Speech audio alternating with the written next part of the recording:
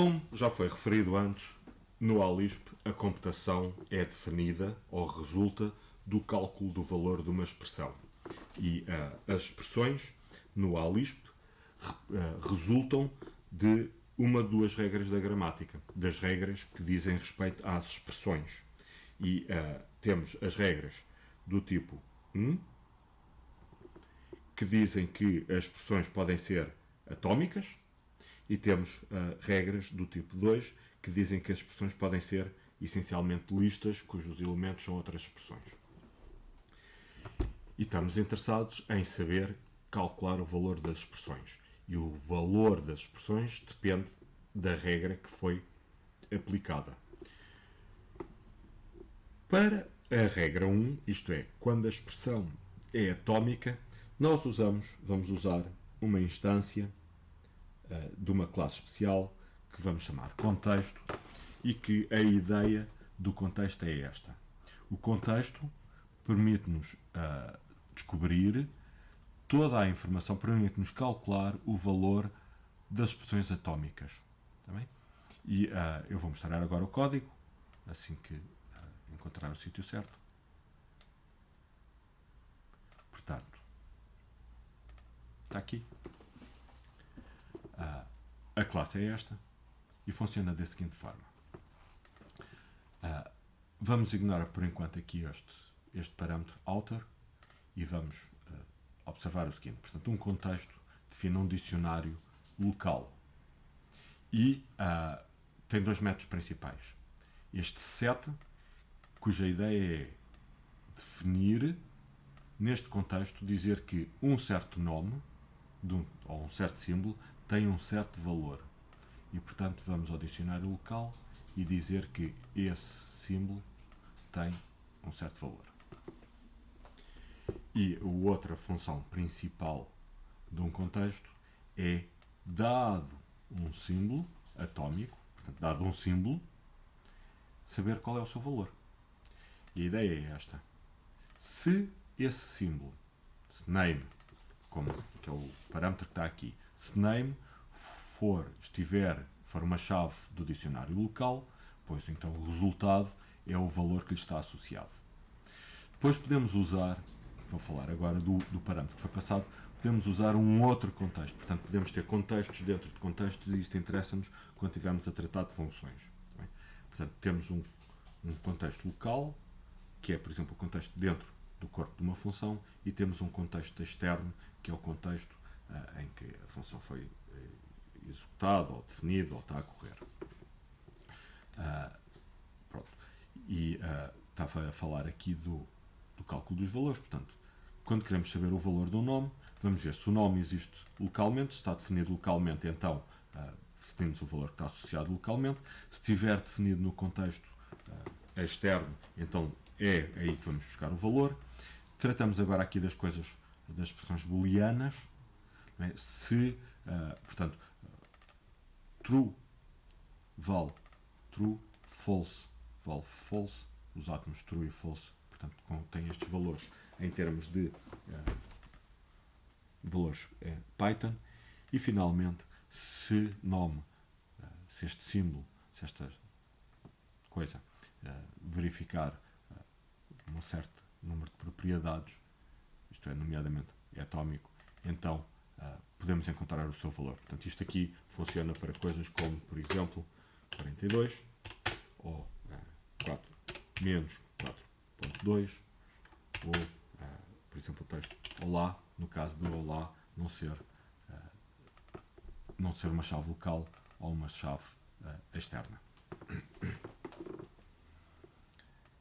E, portanto, é esta a função principal dos contextos de execução dos programas ALISP, definir, associar nomes, associar símbolos a valores. Dito isto,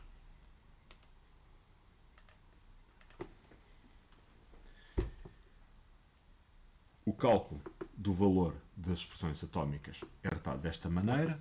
Falta-nos analisar como é que é calculado o valor das listas propriamente ditas.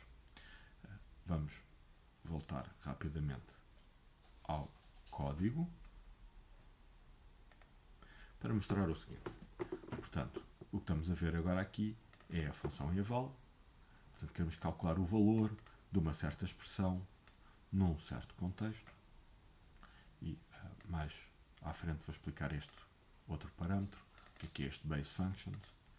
E, portanto, se o valor do contexto não estiver definido, começamos por definir um contexto vazio. E queremos calcular o valor desta expressão. Portanto, se esta expressão tiver um valor válido neste contexto, pois então estamos no caso da regra 1 e é esse valor que devolvemos. Mas se no contexto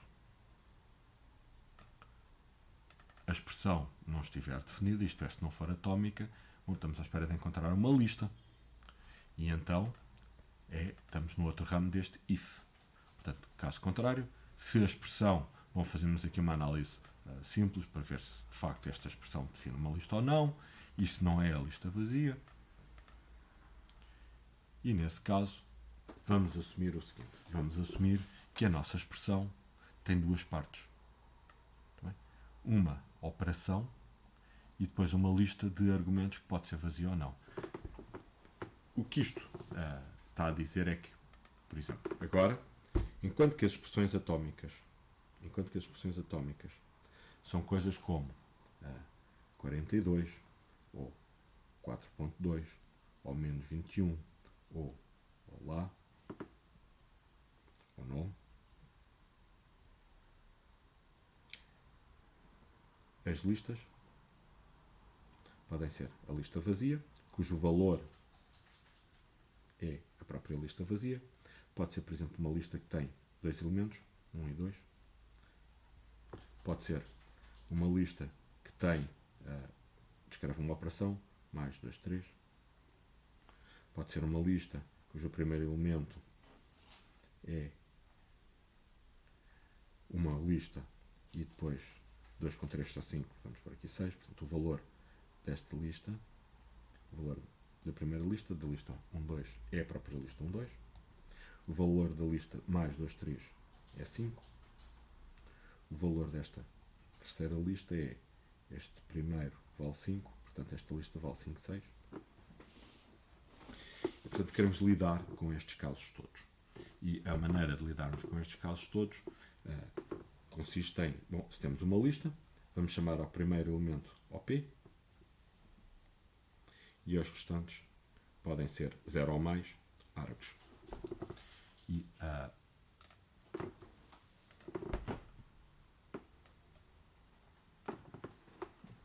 é isto que eu estou a destacar aqui.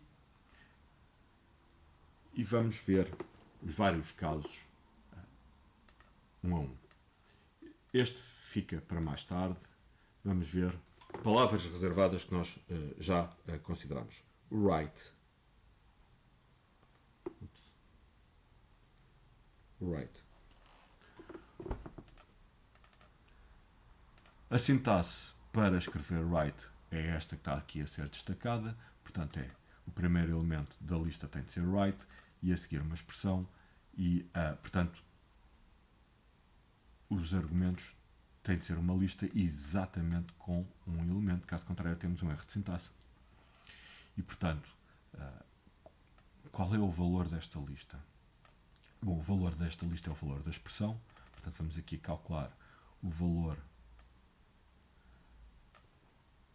do único elemento de args no contexto atual. E a instrução write, a ideia é escrever qualquer coisa para a consola, portanto usamos o print do Python. Esta função é auxiliar, é só para o aspecto da expressão ficar mais bonitinho. E o valor desta expressão é o valor de expr. E, portanto, é isto que é devolvido neste caso. Portanto, este fragmento de código calcula o valor das listas quando o primeiro elemento da lista é a palavra reservada right. Pronto, e agora fazemos coisas semelhantes para as restantes palavras reservadas. Quando a palavra reservada, quando o primeiro elemento da lista é a palavra reservada read, pois então entramos aqui neste caso. O read não pode ter argumentos, portanto estamos aqui a exigir essa condição. Zero argumentos. E o que é que o read faz? Pede um valor ao utilizador e para isso usamos a função input do Python. Portanto, vamos ler a entrada do utilizador, vamos fazer a análise sintática do texto que o utilizador der. Se isto não der erro, pois então temos aqui uma nova expressão que vamos calcular o respectivo valor e é esse valor que é devolvido como valor do read. Portanto, o que é que o read está a devolver? O valor do texto que o utilizador escrever. Continuando, a palavra-chave, a palavra reservada é FN, é usada para definir funções e precisa de dois argumentos. O primeiro argumento é a lista dos argumentos da função e o segundo argumento é o corpo da função. Portanto, o número de argumentos está a ser verificado aqui e vamos, pura e simplesmente, fazer o seguinte: vamos buscar o primeiro argumento, o segundo argumento e passar para esta classe lambda. Vamos criar uma instância desta classe lambda que eu vou explicar mais tarde quando formos calcular o valor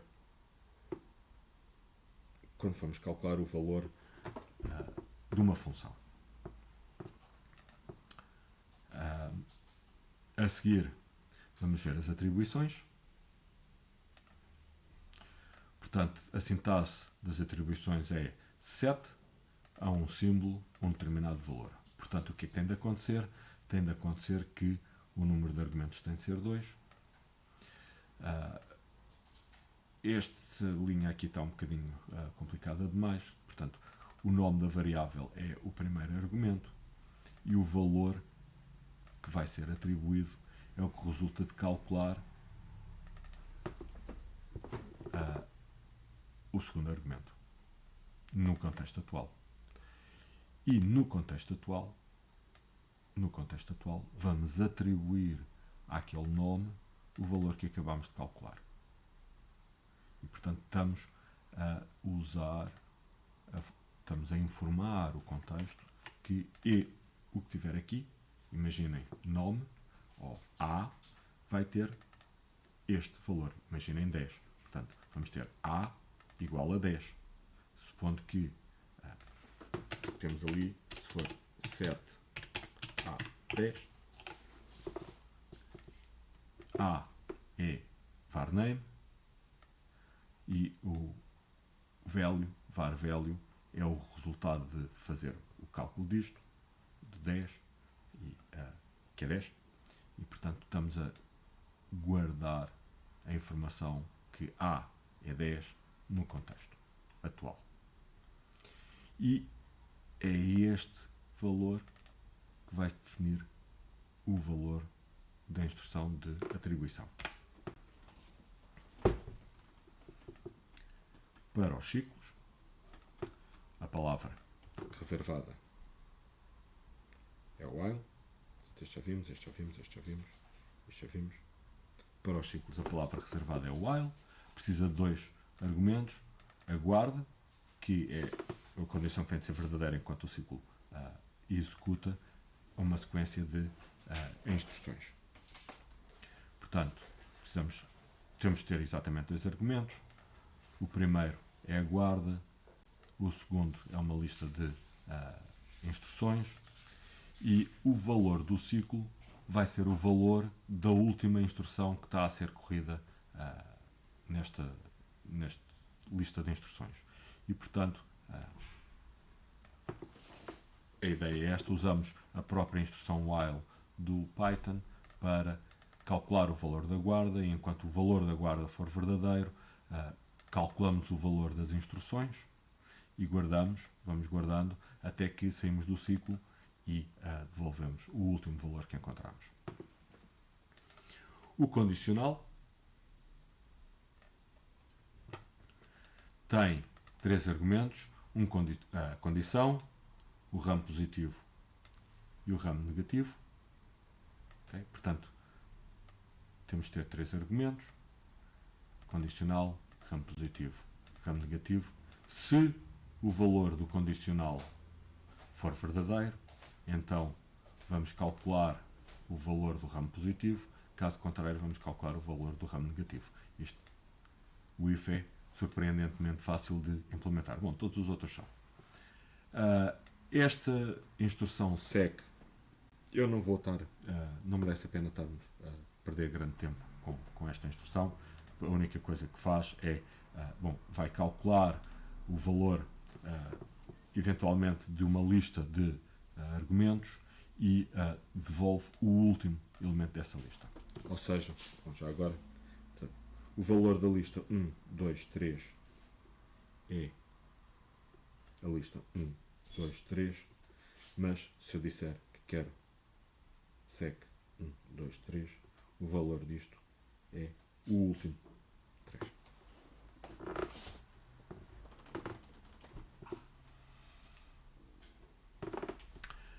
Pode acontecer que o primeiro elemento de uma lista seja por sua vez uma lista também. E aí o caso é interessante. E como eu vou ilustrar aqui. Portanto, o caso é este. Vamos correr aqui o ripple. Vamos fazer aqui uma pequena brincadeira. Portanto, vamos definir como valor de A 1. O valor de A é 1. E agora vamos fazer assim. Se A for igual a 0, queremos fazer uma soma. Caso contrário, queremos fazer uma multiplicação. Tá bem? E, portanto, acabamos de definir a operação, vamos definir os operandos. Neste exemplo, este condicional é o primeiro elemento desta expressão toda. Este condicional tem um certo valor. Como o valor de A é 1, o teste é falso e, portanto, o valor do condicional é o ramo negativo, é vezes. E, portanto, esta expressão toda vale vezes 2, 3. Mas vezes 2, 3 é uma multiplicação, vale 6. E é isto que fica ilustrado neste fragmento de código. Okay? Portanto, o primeiro elemento da lista é, por sua vez, uma lista. Certo? Então, o que é que nós fazemos? Vamos calcular o valor desse primeiro elemento. Neste exemplo, o valor do primeiro elemento é vezes, e, portanto, o que nós temos é de calcular o valor de vezes e os restantes argumentos que já lá estavam. E é isto que devolvemos. Há ainda um caso extra que é se nós fizermos, por exemplo, se fizermos x, a operação de soma. Se eu agora pedir o valor de x é mais, e se eu agora fizer x, 2, 3, devo obter 5. Cá está. Que caso é este? É o caso em que a operação é uma variável. E, portanto, vamos perguntar ao contexto se o contexto sabe dessa variável. Bom, se o contexto sabe dessa variável, vamos calcular o valor dessa variável. Okay? E então, pode acontecer o seguinte. Ou não é uma função, e então a nossa expressão, que é o que aconteceu aqui. Okay? Portanto, x é uma variável. Quando calculamos o valor de x, veio mais não é um lambda, e, portanto, vamos fazer uma nova expressão em que temos mais e os restantes argumentos, e essa nova expressão nós vamos calcular o valor. Mas há aqui um caso que é importante considerarmos, que é, se x for uma função, se x designar uma função, vamos ilustrar, 7d é a função que, digamos, a n faz corresponder mais n1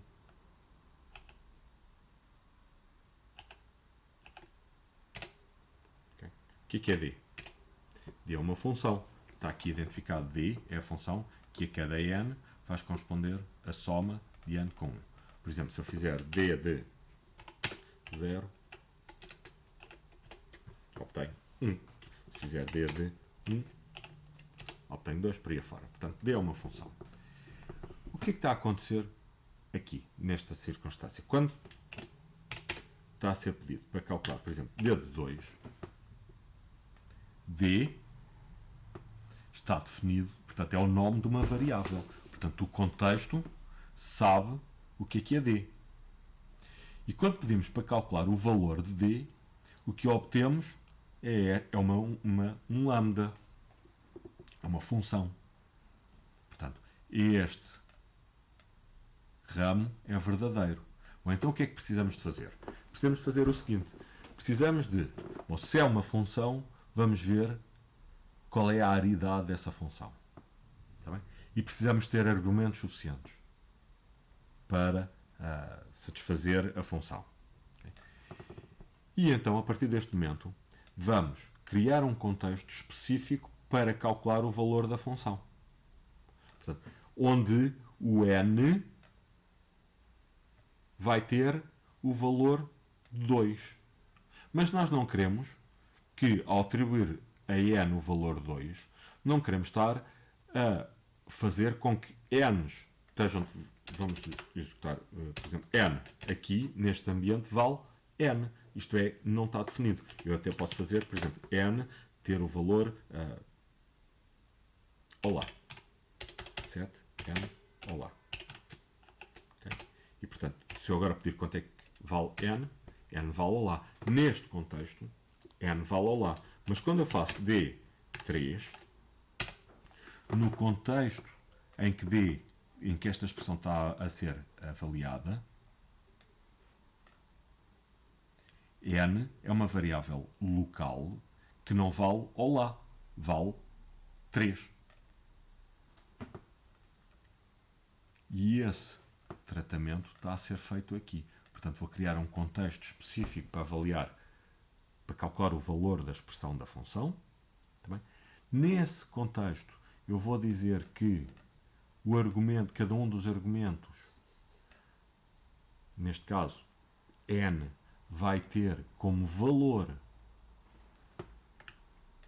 o que eu estou a passar como argumentos. Portanto, estou a dizer que o n vai ter como valor 3 dentro do contexto local, e depois vou calcular o corpo da função nesse contexto específico. E não vou ficar com o n estragado. N, no ambiente em que está a ser, em que eu estou a trabalhar aqui em baixo, n continua a valer olá, apesar de dentro da função eu ter usado uma outra variável, que também se chama n, que foi usada para fazer estes cálculos e que tem o valor 3. E é esta utilização dos contextos, que me permite definir variáveis locais dentro de funções. Okay? E, portanto, com este exemplo, eu acabei de mostrar como é que as funções estão a ser calculadas no ALISP, e antes já tinha mostrado como é que processávamos as variáveis e as listas, e, portanto, já foram cobertos todos os casos de propriedades e de características importantes para... já foram calculados todos os casos que nós identificamos como importantes, que queríamos que funcionassem na nossa linguagem de programação. A única coisa que falta para concluir é fornecer um ambiente de trabalho razoável e útil para a nossa linguagem de programação. Portanto, já temos um analisador sintático e temos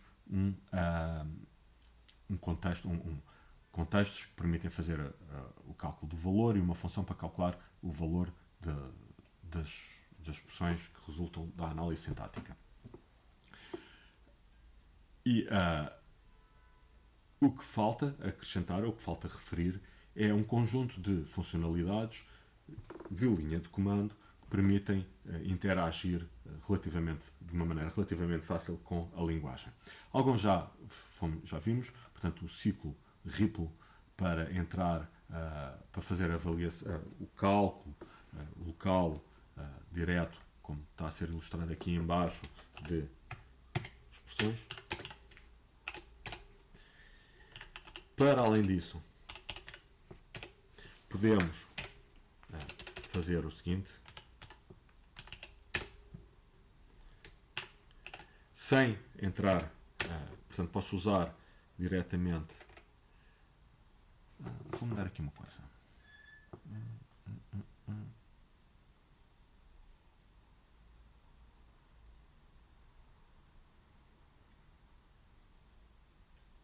isto.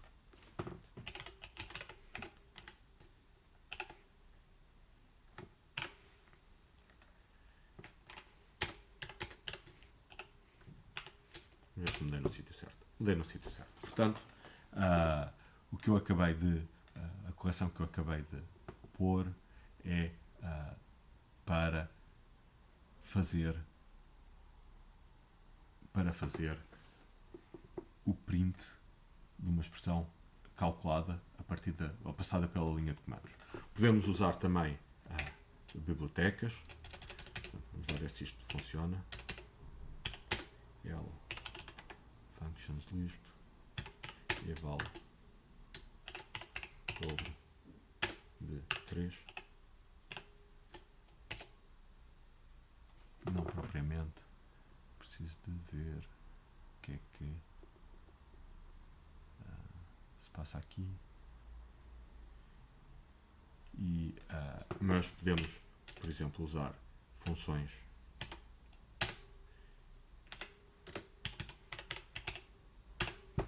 no ciclo RIPL para calcular ou para usar essas funções como já tínhamos visto antes. E portanto, isto completa a matéria.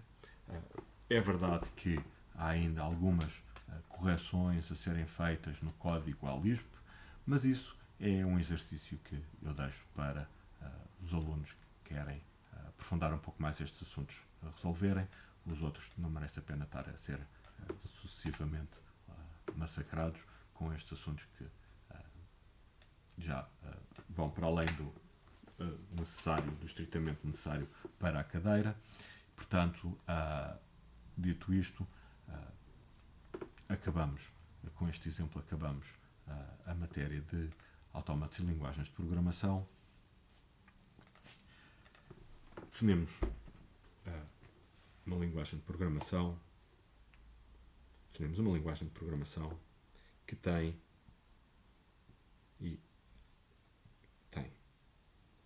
funções,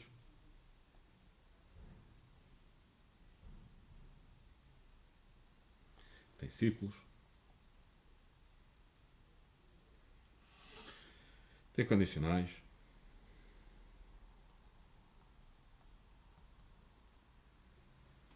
tem variáveis,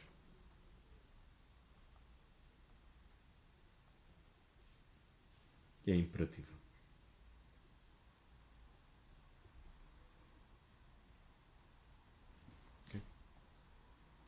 Temos esta linguagem formalmente definida, com uma gramática simples, temos um analisador sintático, temos um interpretador que proporciona já bastantes ferramentas para trabalharmos com essa linguagem, nomeadamente conseguimos implementar um pequeno jogo de adivinhar o número e pronto, com isto termina a matéria de este capítulo de autómatos e linguagens de programação, em que fazemos a implementação de uma linguagem, e que termina também a matéria da nossa cadeira, autómatos e linguagens de programação. Espero que tenha muito proveito para vocês no futuro e até uma próxima ocasião. Adeus.